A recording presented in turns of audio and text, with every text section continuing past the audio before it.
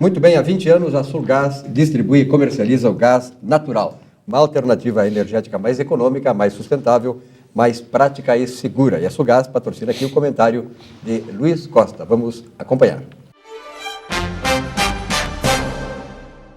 Com as recentes altas do dólar e redução do número de passageiros em função da retração econômica, as companhias aéreas vêm buscando alternativas para a manutenção dos seus serviços. Seus preços têm muito pouco espaço para manobras, obrigando as ações a serem direcionadas à melhor rentabilização de cada voo. A primeira das ações é a diminuição do número de assentos disponíveis, com isto buscando uma maior ocupação da aeronave. Segundo a ANAC, Agência Nacional da Aviação Civil, neste ano já foram eliminados 48 trechos, com a redução de 4 cidades atendidas. Igualmente estão sendo reduzidos o número de voos com conexões e privilegiando as ligações diretas entre os aeroportos, cujo incremento foi de 5,8%. Os voos com uma conexão foram reduzidos em 16% e aqueles com 2 conexões reduzidos em 24%. Uma pergunta feita a esse comentarista: por que simplesmente as empresas não aumentam o preço da passagem? Na verdade, não é tão simples assim, pois a cada elevação de custo para o consumidor, diminui o número de usuários. E assim é para qualquer segmento. No caso específico da aviação, um aumento de 10% no preço significa uma redução de 14% no número de passageiros. O presidente da Associação Brasileira de Empresas Aéreas, Eduardo Sanovics, disse que se a situação do setor, que já vinha registrando prejuízos, piorou com a alta do dólar, segundo ele, até dezembro as empresas terão um custo adicional de 900 milhões de reais só com a variação do câmbio. Combustível tem um peso de 40% nessa estrutura de custos. Além disso, contratos de leasing e manutenção estão atrelados à alta do dólar.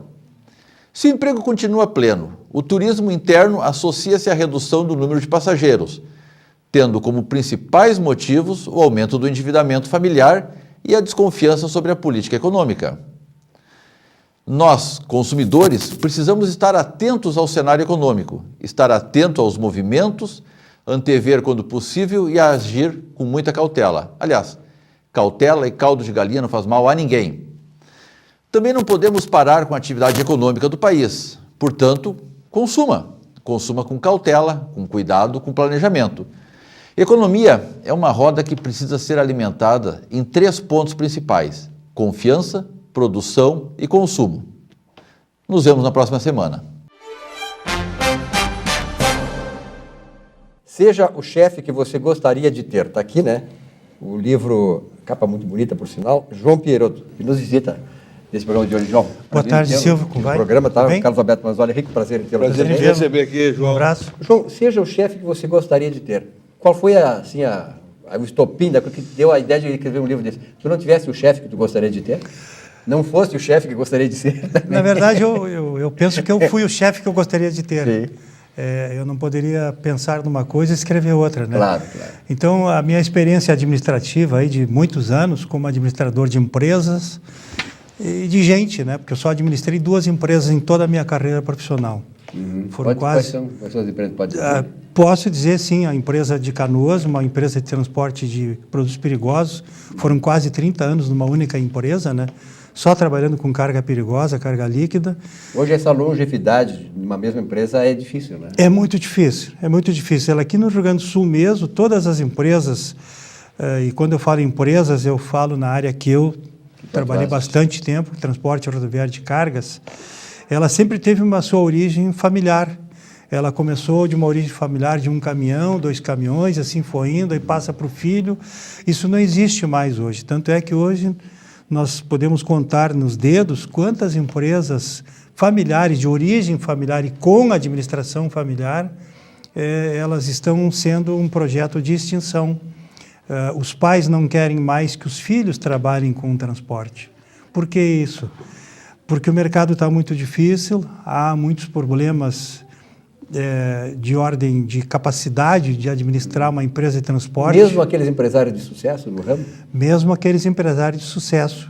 E nós temos uma empresa aqui no estado, seria a mais tradicional do estado e uma das mais tradicionais e organizadas do Brasil, que já há alguns anos, há uns 4 anos, quase 5 anos, ela trocou de mãos, ela passou por a Mercúrio, né? Ela passou para as mãos de uma empresa americana, depois para uma holandesa. Hoje não se sabe nem quem é o dono da Mercúrio, mas esta foi uma empresa de administração familiar exemplar, com mais de 60 anos de vida. E eles trocaram de dono. Paulo, quais são, não vamos especificamente não a Mercúrio, mas quais as razões principais? São essas, não só digamos, o temor do pai, do cara que iniciou a empresa, pelo ramo, pelas condições de competitividade, dificuldade e tal, mas a questão assim, é dos próprios filhos, muitas vezes, não quererem, né? Não estudarem para isso. Por exemplo, a RBS, que eu acompanhei muito o Maurício Senhora, que é sobrinho, ele dizia assim, na minha empresa, meus filhos vão continuar e eles vão se preparar para isso. Quer dizer, nem sempre isso acontece. Na verdade, o grande problema da empresa familiar é a sucessão, né? Às vezes não é questão de querer, a questão é de poder ou de saber administrar uma empresa.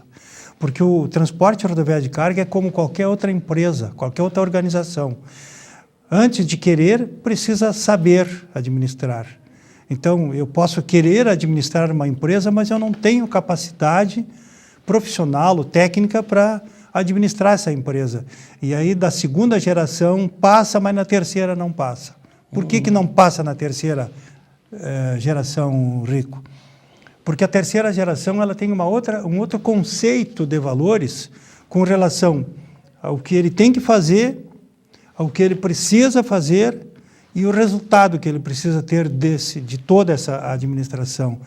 Muitas empresas, amigo Rico, elas caem da segunda para a terceira geração, e aí o que faz o filho lá, o herdeiro da terceira geração? Ele vê a movimentação financeira e ele pensa que aquele dinheiro todo é dele. E, na verdade, ele se esquece de olhar, bom, quanto que é meu e quanto que é da empresa, quanto que é dos outros, na verdade, né? Então, por isso que a empresa não resiste. Mas, João, voltando ao livro, sim, para ser o chefe que você gostaria de ter, como diz o título, eu estou acompanhando aqui agora a capa, o bom chefe seria aquela pessoa que gosta de pessoas. Você, para ser chefe, você precisa gostar de pessoas e conquistar as pessoas para que elas gostem de ti também. Eu acho que essa troca, essa mutualidade, fala um pouco sobre isso para o nosso telespectador, porque a chefia ela tem que estar revestida também por uma liderança, né? Pelo conhecimento técnico, pelo saber, por ensinar, por ser amigo, por ser parceiro. Essa relação, eu acho que é por aí que deve passar a tua experiência, não é? Sim, sim.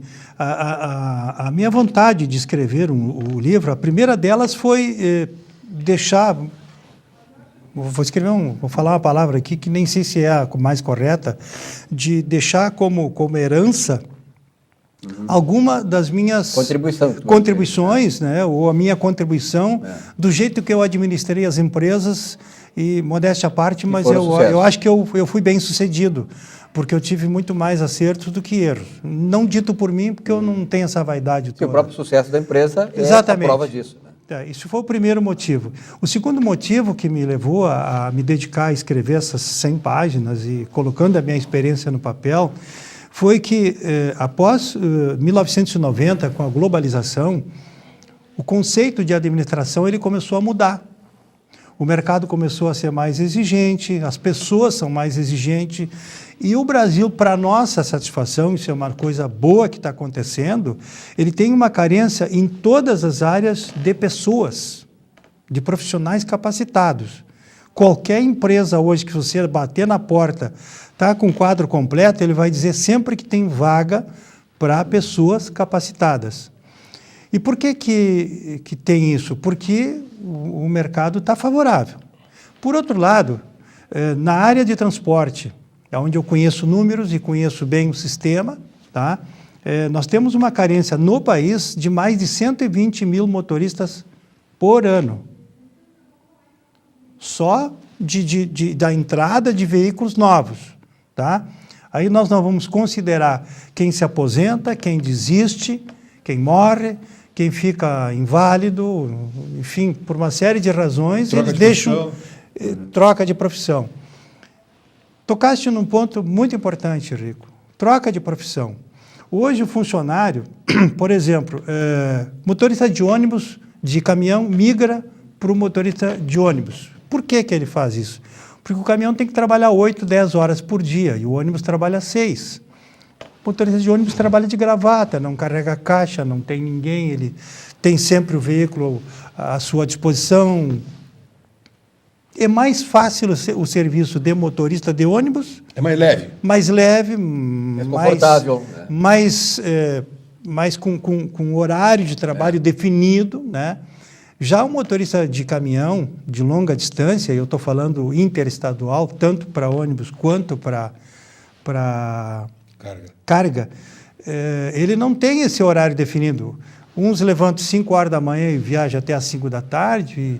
Enfim, não há um horário definido, porque a estrada ela tem coisas que não se pode prever.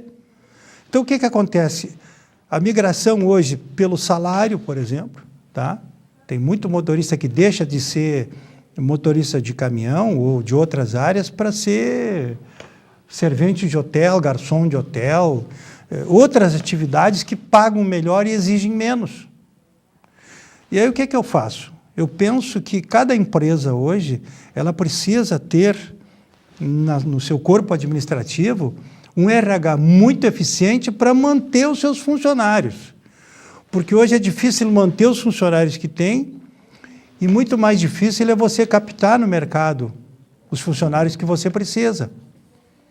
E se a gente for fazer uma pesquisa nas empresas, é comum na área de transporte, por exemplo, o cara dizer, olha, eu estou com 12 caminhões parados, estou com 15 caminhões parados. Empresas maiores, como nós temos no centro do país, empresas que têm 1.200, 1.500, 2.000 caminhões, é a coisa mais comum o administrador dizer que falta 150 motoristas. E esse entra e sai de gente numa empresa é um custo muito elevado. Em termos de demissões, contratações, treinamento, isso escorre entre os dedos, esse custo que é quase que imensurável. Eu diria que esse é o custo menor, porque o custo financeiro, você pagar para alguém trabalhar para você, é fácil. O difícil é você dar um equipamento com toda a responsabilidade que tem e fazer o treinamento para largar ele para que ele se enquadre dentro das normas administrativas da empresa. Em resumo, o cara sai para a estrada com um equipamento que vale 500, 600 mil reais, com uma responsabilidade civil, Sim, porque se ele causar um acidente, um atropelamento, algo parecido, é algo extremamente pesado para a empresa. Uhum. Então, é uma responsabilidade realmente muito grande. Né? Muito grande. Por isso que eu digo, Rico, e Silvio, que o custo financeiro, por exemplo, de admitir ou demitir alguém é o que menos importa. Uhum. Nós já estamos pensando, quando eu digo nós, a nível de CETSERGS, onde eu dou consultoria também, fui presidente, vocês sabem Sim. disso, né? A gente pensou até em buscar os motoristas no Haiti. Como tem aqui em algumas empresas, já até pensamos nessa questão aí, de buscar motoristas lá no Haiti. Então, estamos pensando seriamente... Não é só agora, é médico de Cuba, motorista do Haiti, é uma loucura esse país, né? Não, e é verdade. Pergunta me diz uma coisa, seja o chefe que você gostaria de ter. Claro que o chefe, nós sabemos que é a sociedade, que o ser humano vive de relacionamentos, né? Sim. E o chefe tem uma ascendência sobre os funcionários capaz de levar a empresa, inclusive, para falência, trazer problemas sérios, pelo relacionamento dele, pela característica dele de atuação, de ser o chefe. Qual é a característica, ou quais as características principais do chefe de hoje, no mundo moderno de hoje? Relacionamento. Para mim, relacionamento é fundamental. Saber se relacionar. Colocaste aqui uma coisa extremamente importante. Eu acho que o compromisso, porque ser chefe não significa ser líder. Tá? Chefe, qualquer um é. O sujeito é dono da empresa, bom, tu é meu filho, tu vai ser chefe do RH, chefe de operações, chefe da área comercial, enfim. Ser líder é diferente. O líder ele pode ser líder e ser chefe. Então, o líder ele faz com que os seus colaboradores, os seus subordinados, se comprometam com ele, independente de salário, de função, de qualquer coisa. Ele consegue fazer com que os outros trabalhem com dedicação.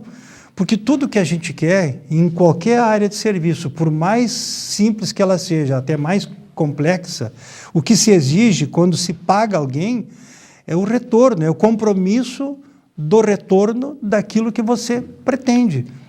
E isso, para mim, é o que importa. É compromisso de relacionamento. Com isso, você mantém um quadro estável, tá? As pessoas não saem da empresa por qualquer motivo. Às vezes, mesmo com um salário maior que o mercado oferece, a pessoa se sente bem, ela se sente bem relacionada. Isso, para mim, hoje, nos dias de hoje, é fundamental. É um vínculo, né? É um vínculo. Uma coisa, o pessoal que está interessado, que quer ser o chefe que gostaria de ter, como é que adquire teu livro? O meu livro, eu não sou um vendedor de livro, na verdade, né? Mas o meu livro se encontra na Livraria Cultura, no Bourbon Country, se encontra nas 3 livrarias do aeroporto Salgado Filho, e também no Bourbon de Canoas. Tá certo. Tu mora em Canoas? Moro em Canoas, sou residente de Canoas há 40 anos, muito boa cidade, por sinal. Também muito bem administrada pelo colega jornalista que começou comigo na TVE, o Jairo Jorge, sem dúvida, sem dúvida. Grande abraço, Piro. Obrigado, Silvio. Obrigado pela oportunidade. Bom te receber aqui, velho. Prazer em vê-los. Muito obrigado. Um rápido intervalo, já voltamos.